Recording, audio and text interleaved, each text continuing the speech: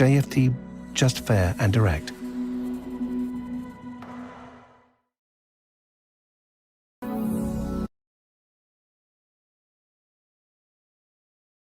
Okay, hello and good morning everyone. Welcome to JFD Traders Espresso with me, Darius Anucauskas. Today's the 12th of April 2021. So yep, welcome everyone guys. Welcome to this Monday's morning session where we're going to have a very quick look at the markets, a few of the charts, the usual stuff. But before we do that, as always, let's quickly have a read through our risk disclaimer. So the content we produce does not constitute investment advice or investment recommendation, should not be considered as such, and does not in any way constitute an invitation to acquire any financial instrument or product. As always, I'll give you a few seconds to read the rest and we can continue.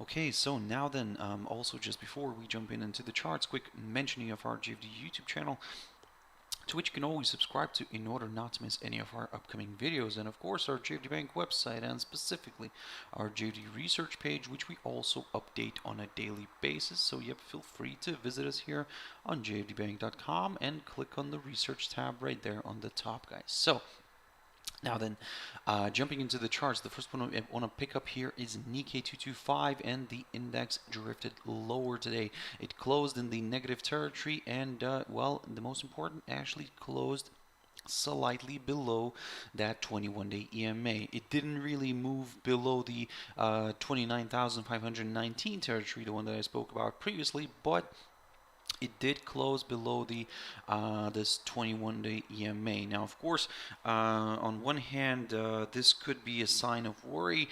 On the other hand, we still have this little short-term tentative upside line here taken from the low, the 22nd of December, which in a way could still provide a bit of support here. So that's why, guys, for now, I mean, looking at this picture, yes, we're going to be very careful for now, but there is still a chance for the bulls to step in somewhere around here and drive this one higher. However, if this upside line gets broken and the price starts falling somewhere, it falls below the 28,980 territory right here. Now that's when it could become a little bit more interesting for more sellers, at least in the near term, because don't forget that we're still also trading above this upside support line taken from the low the 19th of March. So keep that in mind. Now jumping into Shanghai Composite, and the index also drifted lower and closed in the red. Sorry, it's still trading. It didn't close yet.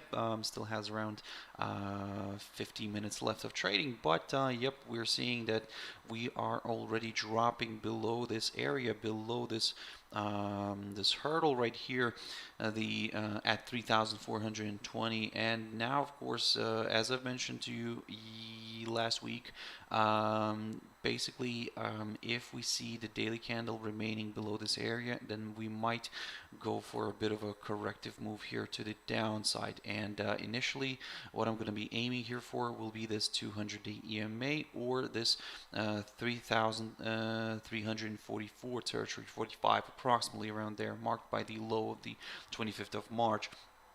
Slightly below that, we do have the lowest point of March near the 3,328. But again, let's go slowly, step by step on this one. First, let's see what happens with this 3,420 area.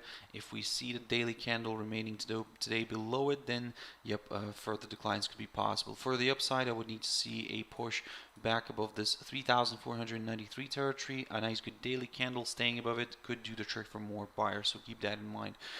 Jumping into the German index DAX, and on Friday it did push higher nicely. Yes, it closed in the positive territory. However, let me just expand this a little bit. There we go. However, we have remained still below the previous day trading range. So in a way, the bulls, although they showed good performance, they were not strong enough to drive the index above the previous day high, which is around the 15,248 zone.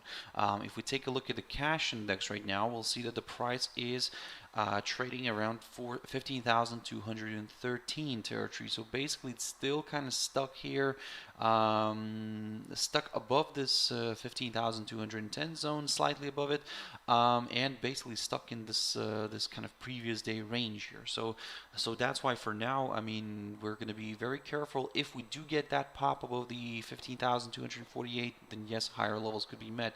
But if the index drops somewhere below the 15,144 zone right here, now that's where we could go maybe for a bit of a larger correction to the downside, guys. So keep that in mind. Jumping into another index, and that's the dollar index, and let me just adjust this very quickly. There we go. So yeah, we are seeing a bit of a corrective move here higher. On Friday, you can see that the index did push a bit higher here and did make its way above the 21-day EMA. However, it kind of still drifted back down and remained below that this EMA here. And today, even though we got a push higher, still this 21-day EMA seems to be doing the trick here, and it seems to be kind of still acting as a very important line that we kind of need to keep an eye on, to be honest. So yep, for now, I mean, if this 21-day EMA continues to provide resistance, then yes, another slide here could be possible, but to be a little bit more on the safe side, probably a drop below this hurdle, the 92 territory here, yep, might do the trick for more sellers. For the upside, we would need to see, well, for example, preferably I would like to see a break of this downside line, a push above the 200-day EMA, and then a climb above the 92.80 zone. Now, I do understand that we could be maybe missing out here on a bit of territory, but to be honest, I'd rather be safe than sorry. So that's why I'm keeping an eye on this 92.80 territory right here. But for now, the momentum is still to the downside. But let's see if we manage to drop below the 92 territory. Gold is stuck. I would say stuck still above this 21-day EMA. Now, what I would like to see here is, and this is probably me taking a bit of a let's say risky approach here. If we come back above the 1745 territory, somewhere around here, then I'll start looking at the upside. Although the more kind of the safer game here could be on a break of the 1760 territory. So, and then kind of let's say we could go for a slightly higher move in the near term. But yeah, like I said, I'll start looking at maybe the upside again if we get a move back above the 1745 territory, somewhere around here. Now, in terms of the downside, well, we would need to see a drop below the 21-day EMA. We'd like to see the daily candle staying below that area as well, in order to get a little bit more comfortable with maybe a bit of a decline here in the near term. If you want to look at some levels here, specific levels, then probably the safer bet here could be maybe to wait for somewhere for a drop below the 9th of the Friday's low, near the 1730-31 territory, somewhere approximately around here, and then kind of go for lower areas. But again, at the moment, we're kind of stuck still above the 21-day EMA. There is a chance for the bulls to step in, but as I said, I would prefer maybe to kind of wait at least for a reversal back above the 1745 level. Now, WTI oil, and this one is quite interesting. And so far, in a way, if you remember my videos where I talked about oil last week, then basically what I said, that if the commodity continues to trade below this upside line here, guys, taken from the low the 20th of April, then yes, we could see maybe a bit of a corrective move here lower. And what I also mentioned, that in a way, ignore, for example, these last two candles here. When I was talking about WTI oil, we were still here, and what I was saying, that maybe, just maybe, we could be seeing here a potential bearish flag flag here, with a nice pole here being the candle of the 5th of April, and then these little kind of candles kind of forming, the consecutive candles forming a bit of a flag here. But again, even so, even if that's the case, still the safer bet could come here on the break of this 57.30 territory, just to be, like I said, a little bit on the safe side. A nice good drop below it would confirm a forthcoming lower low, and yep, further declines could be possible. Now, jumping into Ethereum. Ethereum here is pushing higher, at least trying to push higher.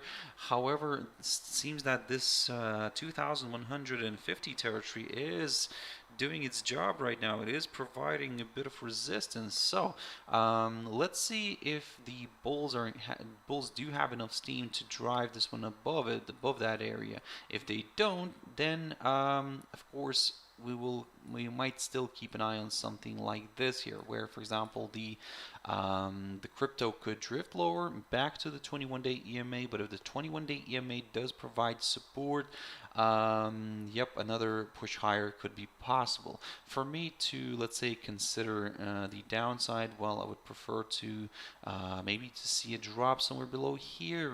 Well, of course, mainly below this upside line first, and then maybe we'll just pick up on one of those levels here, depending on how this is going to perform. Maybe even a level here, this one, the high of the 20th of March near the 1868 zone could be that interesting level for the downside. But again, like I said, with the downside for now, I will, in terms of the levels, I will be very careful, but I'll mainly keep an eye on this upside support line, taken from the low the 23rd of December. Now jumping into a few pairs, AUDUSD, guys. So for now, everything's kind of working according to the plan. Now the plan, if you remember from last week, I said that if the pair continues to struggle to overcome the upper side of the this falling channel, then yes, we could maybe see a drift lower. So for now, it seems that that's the case. It seems that also the 21-day EMA is providing a bit of help here for the sellers. We're seeing that the pair is struggling with that 21-day EMA. So yep, for now, guys, there is a good chance we could see this one drifting lower. However, what I've mentioned last week was that even if we continue to kind of respect the borders of the falling channel, for now at this point in time, in order to go for lower areas, I would prefer to see a drop below the 0.7557 territory right here. Also a daily candle staying below it could be nice in order to get a little bit more excited with the downside, so keep that in mind. For the upside, well, at the moment, given that we have shifted a little bit more to the right, first of all, of course, a break of this upper side of the falling channel is needed, and also the push above this 0.7664 territory, which, as you can see, did its job lately and did provide good resistance. And if we do see that daily candle staying above this barrier, then yes, we could maybe start looking at the upside.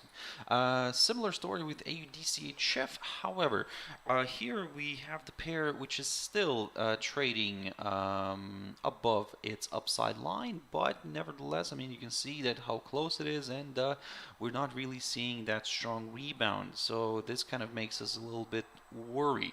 But what I will say here is that even if we see a break of this upside line drawn from the low of the 20th of October, even if we see a drop below it, still I would prefer to see a move through the 0.6981 territory right here, which marks the high of the 15th of February and the low of the 26th of February.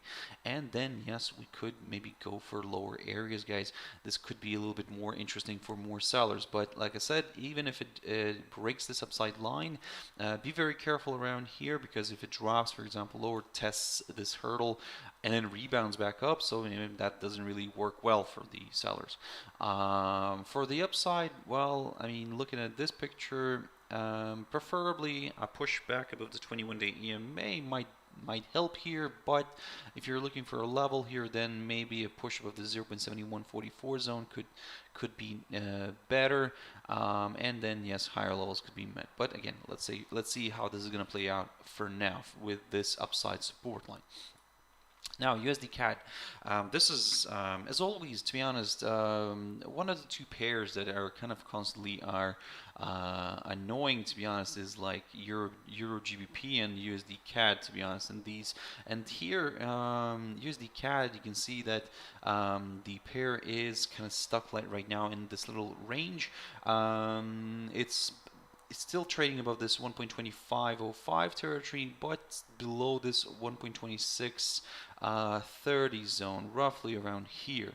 Now, in order to, of course, consider the next short-term directional move, we would need to see the pair either pushing through the 1.262930 territory right here and staying above it, not only giving us just a false breakout, but staying above it, and then yes, we could get a little bit more excited with higher levels. But for the downside, if we see a drop below the 1.2505 zone, then maybe yep, could see the door opening towards lower areas here, and maybe yep, more sellers could join in. But in terms of this downside line, which is kind of drawn from the high of the 19th of March of last year, now you can see that yes, we have violated it and kind of really it did its job recently, or should I say more, last week.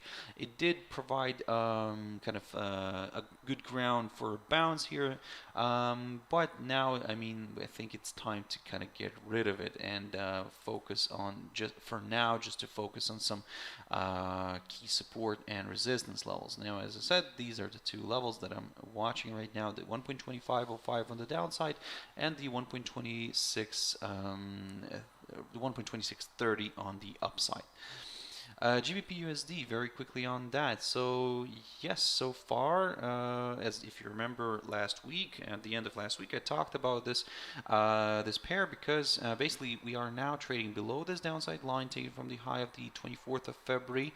Although it's a bit of a tentative one, I do understand that, but nevertheless, for now, I'm going to keep it. But certainly, we are. What's more important here is this this low of the lowest point of March, which we managed to test on Friday. We've tested that level again today. But as you can see so far, this 1.3670-71 zone is doing his job and is acting as a nice area of support.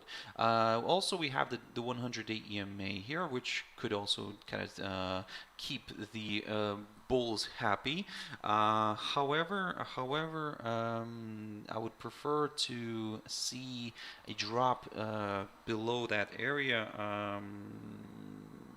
First, I mean, in order to kind of, let's say, go for lower areas, lower levels, that's, of course, that's obvious, because again, if we continue to kind of see this area kind of supporting the rate from moving lower, then yes, of course, a rebound here back up could be possible.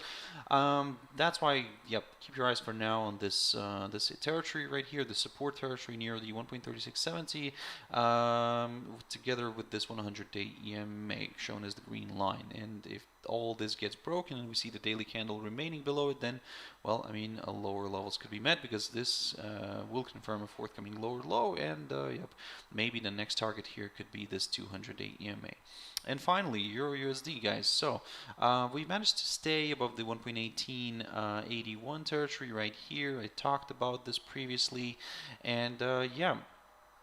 For now, I mean, everything is still kind of looking a bit more positive than negative.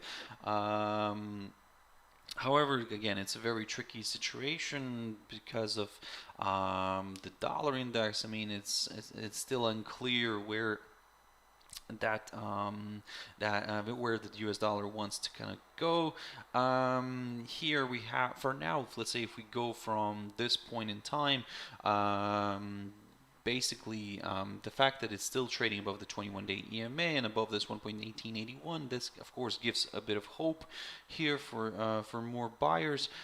But if suddenly that gets broken and we see the rate falling below the 200-day EMA and below this 1.1834 territory. Now, last week I talked about the 1.18 zone, but to be honest, looking at this picture now, we can raise the bar here a little bit, and the downside scenario, yep, could come on a break and a daily candle staying below the 1.1834 zone and this 200-day EMA. But for now, we are still hanging above this 1.1881, above the 21-day EMA, so there is a chance for the bulls to step in and drive this one higher. So let's see if that works out or not. But even so, my next target will be this 1.1990 or just slightly fractionally above it, that psychological 120 zone, and then we'll take it from there, guys. So that's it for this session. I hope you found it useful, guys. Thank you very much for watching and listening. I really appreciate your time, guys. So if you want to catch my video later on, my traders Espresso, it is traders tea time. Yep, as always, 12:30 GMT. For now, guys, have a wonderful trading day. Stay safe, and I'll see you later. Thank you very much, and bye-bye.